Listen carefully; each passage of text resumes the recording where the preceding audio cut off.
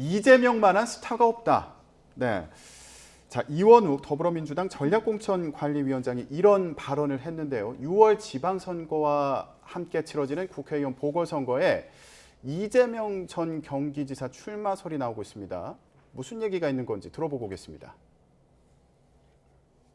이재명 위원장 상임고문이 나와서 붙어준다면 정말 전국 선거에 아주 지대한 공헌을 할 것 같다라고 하는 이런 것들이 있다면은 참고처로라도 해야 될 문제겠죠. 여러 가지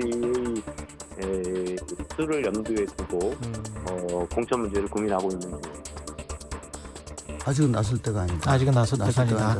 굳이 현실 정치에 나설 거라면 전국을 다니면서 8월 당대표도 그때 가서 생각을 해야 되는 거고요. 당장 6월 지방선거, 재보궐선거에는 전국의 취약지를 돌면서 지원 유세 하시는 게 그나마 의미가 있고. 네, 이원욱 전략공천관리위원장 그리고 조홍천 비상대책위원회 얘기를 잇따라서 들어봤는데 지금 민주당 내부에서도 많이 좀 엇갈리는 것 같아요. 이재명 지사의 출마 가능성을 두고요. 그렇죠. 근데 그러니까 말씀하신 것처럼 사실은 너무 이르다 시기가 이런 주장이 있습니다. 근데 최근 그러니까 급박하게 지금 분위기가 약간 반전되고 있는 분위기예요. 그래요? 예. 그러니까 원래는 제가 볼 때는 지금도 이재명 상임고문은 아직 결정을 안 했다고 저는 보거든요. 예. 그리고 안 나가는 쪽으로 좀 더 무게가 실려 있는데 분위기가 급박하게 급물살을 타고 있는 게 나와야 되는 쪽으로 지금 급물살을 타고 있어요. 그래서 이게 지금 상황에서 모르는 상황이 돼버렸어요. 그러니까 저는 개인적으로는 어제까지만 해도 안 나오는 쪽에 더 무게를 싣고 있었는데 네. 여러 가지 지금 이원욱 지금 공관위원장도 얘기를 하고 있죠. 그다음에 윤호중 비대위원장도 얘기를 하고 있죠. 그다음에 김두관 지금 의원도 얘기를 하고 있죠. 송영길 전 대표는 예전부터 얘기를 했죠. 이러면서 계속 분위기가 나와야 되는 쪽으로 지금 흐르고 있어서 제가 볼 때는 나올 가능성도 지금은 좀 커지고 있는 상황이 아닌가 하는 생각이 듭니다. 인천이니까 분당입니까? 제가 볼 때는 나온다면 인천으로 갈 것 같아요. 인천. 왜냐하면 송 전 대표가 그렇게 얘기를 하고 본인이 떠나면서 여기는 이재명 후보가 왔으면 좋겠다고 얘기를 했고 예. 그다음에 지금 그 분당 같은 경우는 김병관 전 의원이 지금 준비를 하고 있어요. 김병관 전 의원이 지난번 총선에서 김은혜 의원한테 0.7%로 졌거든요. 아깝게 졌고 예. 거기서 이미 의원을 했던 분이고 그렇기 때문에 그쪽 가기보다는 지금 현재 뚜렷한 후보가 없는 인천 쪽으로 갈 가능성이 높지 않나 이렇게 생각합니다. 네. 송영길 전 대표가 제일 적극적인데요. 언론 인터뷰를 통해서 이런 얘기까지 했습니다. 0.73%포인트로 진 이재명을 뒷방 갇혀 있으라는 거는 이적행위다. 이렇게까지 표현을 했는데 이렇게 적극적인 배경은 뭐라고 보세요? 지금 본인의 서울시장 선거 국면이 매우 녹록지가 않은 상황 예. 아니겠습니까? 아마 뭔가 다른 국면을 통해서 좀 돌파구를 마련했으면 좋겠다. 또 본인 출마에 대한 명분도 이재명 당시 후보에 대한 전체적인 지지층들과 함께 좀 연결하려고 하는 국면들이 있지 않는가 생각합니다. 예. 근데 송영길 후보 같은 경우는 인천시장을 하다 서울시장에 출마하니까 명분이 좀 많이 떨어지는 것 아니냐 이런 비판이 있는데요. 이재명 후보가 경기지사 성남시장을 하다가 인천으로 국회의원에 출마한다 그러면 경기 사람은 인천을 가고 인천 사람은 서울을 오게 되고 이런 전체 국면 속에서 민주당이 도대체 지방선거에서 시민과 주민들을 위한 선거에 그런 최소한의 예우들을 갖추려고 하는 것이냐 비판을 받을 소지들이 있습니다.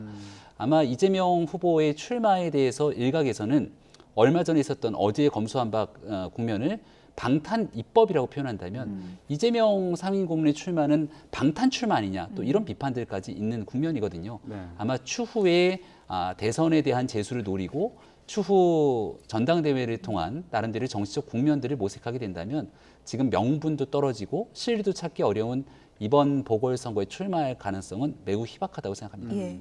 이재명 고문은 인천 개항을 출마설이 나오고 있는 상황인데 안철수 인수위원장 같은 경우에는 분당가 출마 가능성 얘기가 나오더라고요. 이 가능성 어떻게 보세요? 저는 출마는 거의 확실시됐다고 봐요.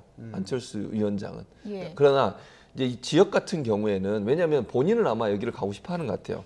아무래도 여기가 좀 유리하다고 판단하는 것 같은데 문제는 지금 뭐 김기현 전 원내대표 같은 경우는 험지로 가야 된다. 그래서 싸워했는데 만약에 이렇게 생각해 보세요. 이재명 상임고문이 인천에 출마를 한다고 결정을 하면 예. 더 세질 거라고 봅니다. 저는 안철수 위원장 그쪽으로 가라고. 예. 그럴 가능성이 높아지지 않겠어요?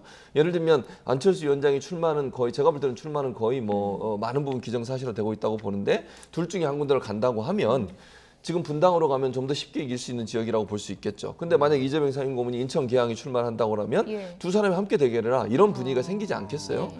그런 상황이 된다고 하면 안철수 위원장 입장에서도 그걸 마냥 안 된다라고 얘기할 수 있는 상황이 안 될 거다. 그래서 만약 이건 연결돼 있다고 봐요. 이재명 예. 상임고문이 만약 인천 계양의 출마를 결정하게 되면 안철수 위원장도 인천 계양으로 가라고 하는 여론이 높아질 것이고 예. 그런 부분이 결국은 지역은 변동 가능성이 있는 쪽으로 남아있는 상황이 아닌가 이렇게 봅니다. 수싸움이 복잡한데요. 일각에서는 지금 당에서는 안철수 위원장 정도의 체급이면 험지로 가야 된다 이런 얘기도 있지만 지금 또 보도 보면 윤심은 분당 쪽이다 이렇게 나오고 있는데 어느 쪽으로 교통 정리가 되는 건가요? 아마 장제원 비서실장이 만난 소식이 전해지게 되면서 윤심 논란들이 있었던 것 예. 같고요.